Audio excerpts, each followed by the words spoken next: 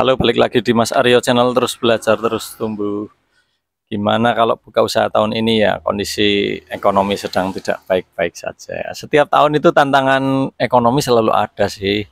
Kalau memang lihat tidak baik-baiknya ya, beberapa waktu lalu ada COVID ya, terus ada resesi, ada apa, memang selalu seperti itu. Tiap tahun akan ada berita seperti itu, teman-teman.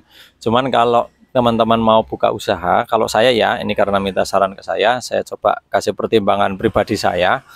Itu saran saya bukan melihat kondisi yang terlalu jauh, yang di luar jangkauan kita. Kalaupun kondisi ekonomi negara sedang baik atau sedang tidak baik, kita juga menjangkau sampai ke situ agak kesulitan.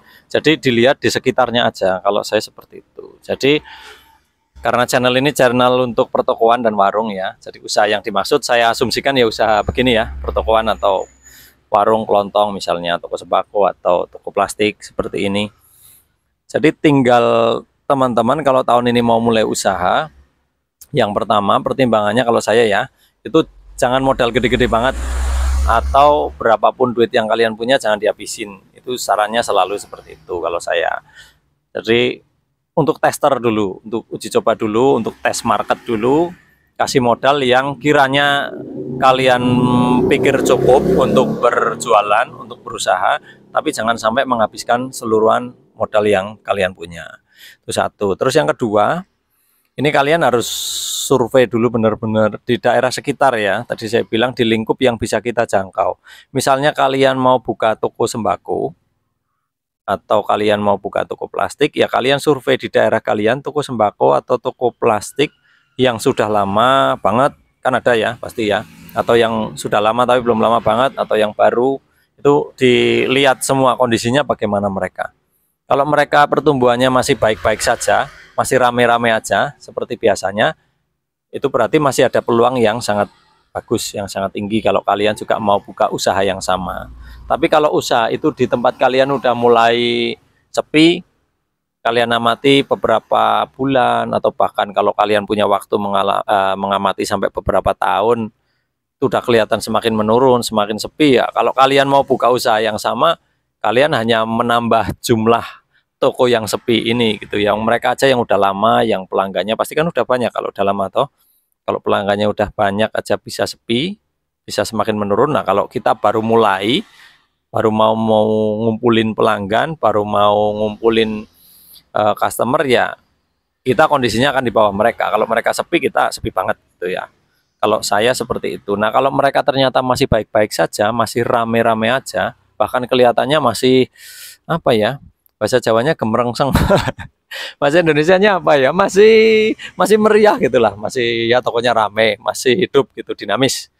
Ya kalian bisa amati yang bikin toko mereka ramai itu sektor apa, maksudnya konsumennya gitu ya. Apakah konsumennya konsumen di level grosiran, ataukah konsumennya perorangan, rumah tangga, atau warung-warung makan, atau pedagang-pedagang lain gitu ya. Jadi yang bikin toko-toko itu ramai apa. Nah nanti kalau kalian buka usaha yang sama, kalian bisa mulai dari market yang sama. Jadi sasaran konsumennya itu ya seputar itu. Kenapa seputar itu? Ya karena itu yang sudah terbukti di daerah kalian, kebanyakan pembeli ya di sektor itu. Kalau kalian mau ambil di segmen market yang lain, istilahnya gitu ya, bahasa kerennya itu segmen market, kan ada perorangan, ada pedagang, misalnya kayak plastik ini ya, plastik ya tempat saya itu, ada yang beli hanya ya orang-orang perorangan gitu ya, 1-2 orang yang memang beli untuk kebutuhan pribadi ada. Tapi ada juga yang beli itu pedagang makanan, jadi bukan untuk kebutuhan pribadi, tapi untuk bungkus dagangannya. Jadi dia jualan. Kalau dia jualannya libur ya dia nggak belanja gitu. Ada juga misalnya toko-toko lain yang lebih kecil atau warung-warung yang lebih kecil belanja plastik-plastik satu ikat gitu ya, nanti buat dijual eceran. Itu juga ada. Jadi itu namanya segmen market ya. Konsumen itu ada apa ya namanya ya, istilahnya ada ya segmen market lah ya. Saya nggak susah bahasa Indonesianya apa ya, ada bedanya gitulah ya. Dikolongkan kategori beda-beda gitu. Nah kalau kalian mau mencoba baru buka langsung mau mencoba di golongan yang baru, di kategori yang baru, kalian akan terlalu lama meraba-rabanya, akan terlalu sulit. Jadi kalau baru mulai, ikut yang ada aja, ikut yang ramai aja. Nah, nanti kalau memang usaha kalian dari situ udah jalan, sudah mulai bisa apa ya stabil gitu, baru bisa coba-coba di segmen market yang lain, di kategori-kategori yang lain. Itu pun sedikit-sedikit, kan step by step ya. Kita nggak bisa masuk ke segmen market tertentu langsung segelondong kita masuk, nggak bisa. Kita harus pelan-pelan. Namanya bahasa kerennya itu penetrasi. Jadi penetrasi produk, penetrasi harga, kemudian baru kita membentuk satu kategori market yang baru. Istilahnya caranya gini ya, contohnya misalnya apa ya? Ya saya ambil contoh gampangan aja lah. Misalnya plastik, kantong plastik ini ya. Ini merek yang berbeda. Ini saya nggak spill mereknya, saya balik nanti takut dikira promosi. Jadi saya ini merek baru. Dulu saya nggak jual merek ini.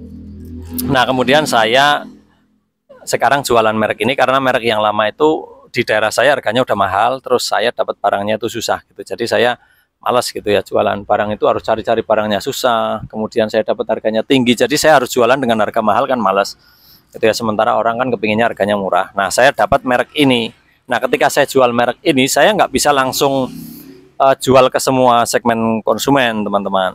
Jadi saya harus tadi itu penetrasi, mulai dari barang ini ada, tapi barang yang lama belum hilang. Jadi ketika barang yang lama masih ada, saya tetap jual barang yang baru ini, merek yang baru.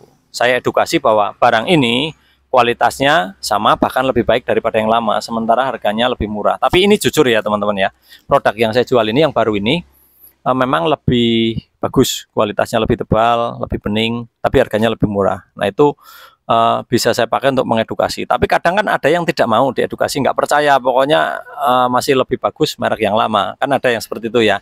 Nah, kalau yang seperti itu karena saya masih punya stok barang yang lama ya, saya tetap bisa kasih dia, oke, kalau maunya yang lama ya ini, yang lama masih ada, tapi harganya beda, lebih mahal gitu. Nah, lama-lama, semakin lama kan customer juga semakin sadar. Kalau yang mau nyoba kan akhirnya tahu, karena saya juga nggak bohong ya, jualan itu kan promosi, bukan berbohong. Jadi kalau memang bagus ya katakan aja bagus. Nah, orang yang sudah nyoba dan tahu bahwa barang ini lebih bagus daripada yang lama, dia kan pasti akan balik itu. Oh iya, barang yang kemarin yang Mas Aryo bilang memang benar, barangnya lebih bagus dan harganya lebih murah. Nah, lama-lama marketnya tumbuh, lama-lama orang yang pakai merek ini di sini semakin banyak. Nah, ketika yang pakai merek ini sudah semakin banyak, merek yang lama udah enggak saya adain lagi, sudah saya hilangin. Nah, jadi pembeli saya udah pakai yang ini. Nah, gimana orang yang tetap nggak mau pakai merek yang baru, tetap maunya pakai yang merek lama? Nggak apa-apa.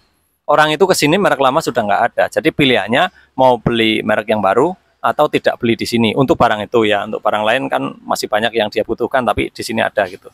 Nah, akhirnya juga sebagian besar mereka akan coba.